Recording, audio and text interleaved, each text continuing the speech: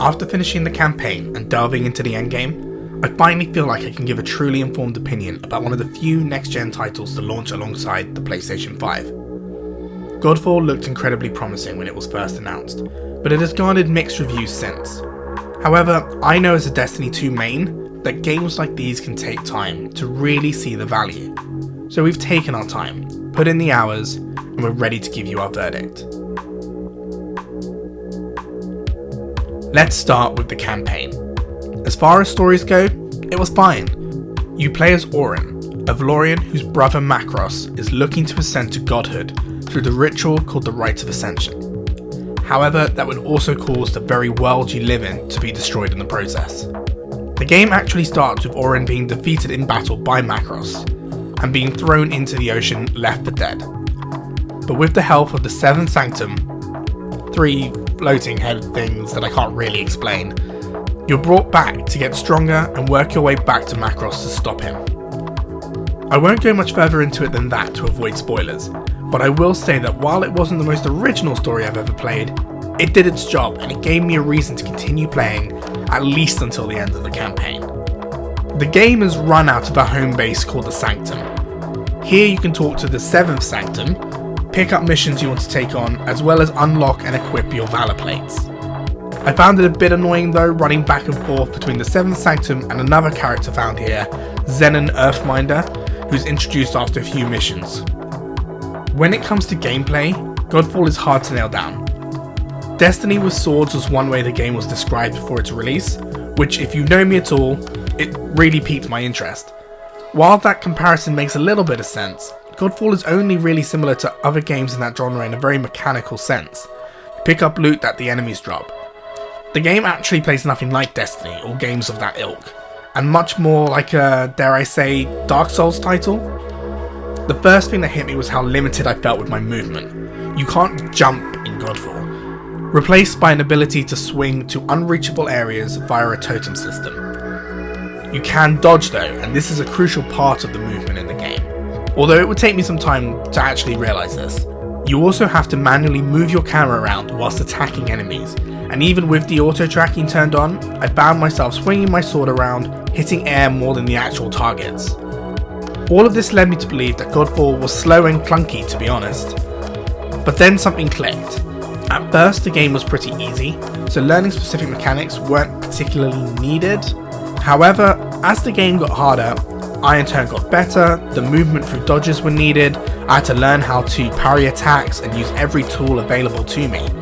Otherwise, I'd be stuck in a perpetual loop of dying to the same boss over and over again. Turns out, when you're forced to learn the game mechanics, you can actually really start to enjoy it. Now I felt like the game was shining. It honestly turned on its head for me at this point. I was coming up with strategies and picking the right tools to help me roll them out. So speaking of tools, what are they? Well, first and foremost, you have your Valor Plate. This is your armor, and you can pick between 12 different options. However, the difference between them, besides looks, is negligible. Each one has a unique Archon's Fury ability, akin to a special attack or a super. Even then, some of them are suspiciously similar to others.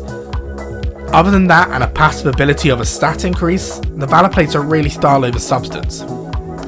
But, having said that, they are gorgeous. Some real work went into crafting armor that is incredibly beautiful. You can't chop and change aspects of it, but I think in this environment that works as the Valor Plates are stunning as they are. The tools that really influence how you play begin with your weapons. You have 2 weapon slots and 5 types of weapons. These are longswords, polearms, warhammers, greatswords, and dual blades. Using different weapons change the way you play vastly, and have different advantages and disadvantages. I found dual blades to be the best way to deal with rank and file enemies, being able to very quickly land attacks and finish them off. However, with harder enemies, I need to keep some distance, so polearms were incredibly useful. My favourite weapon of all though were the warhammers. The way they absolutely obliterated enemies and even bosses provided more joy than maybe it should have. Each weapon has 2 forms of attack, a light attack using R1 and a heavy attack using R2, the latter doing more damage but taking longer to hit. They can also be combined with L2 to perform weapon techniques, which is where the real damage is done. Every type of weapon has a different weapon technique for both light and heavy attacks, but you can only perform them once your technique bar is filled up. These techniques can do considerable damage from safe distances, so make boss fights feel more manageable when you are under pressure and need to maintain space. After your weapons, you still have a lot to think about. You have amulets, charms, rings, life stones, augments, and banners, all that provide different purposes and contribute to your loadouts. I won't cover what each does as we'd be here all day, but there is certainly variety in potential loadouts. There is also the ability to masterwork your gear in order to upgrade their stats and gain extra perks by heading to a certain area in the Sanctum. This, however, was not explained particularly well, and I only really figured it out close to the end of the campaign. However, it's good to know it is there. I would like to take a moment to praise Counterplay Games for creating a stunning world. The visuals in this game at times are simply breathtaking. Character and enemy models are unique and varied, and the environments in each of the different realms are beautiful. It may sound like I am gushing here, but to be honest, I am. The world created made it very easy to want to explore every nook and cranny simply down to how beautiful it was.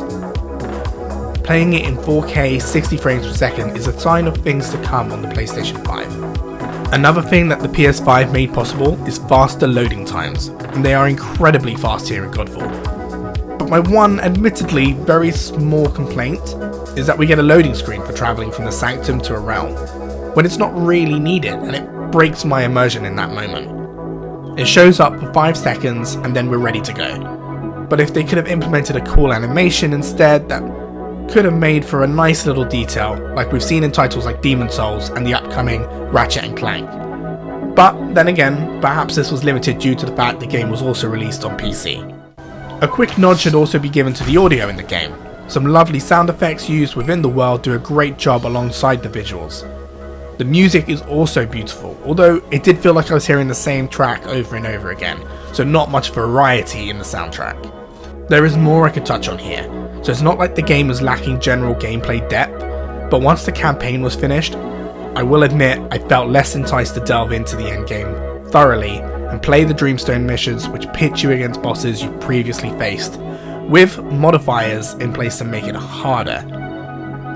They are the only way to earn certain currencies needed to unlock one of the Valor Plates, but now that I have that last Valor Plate, I can't think of any reason to continue past that.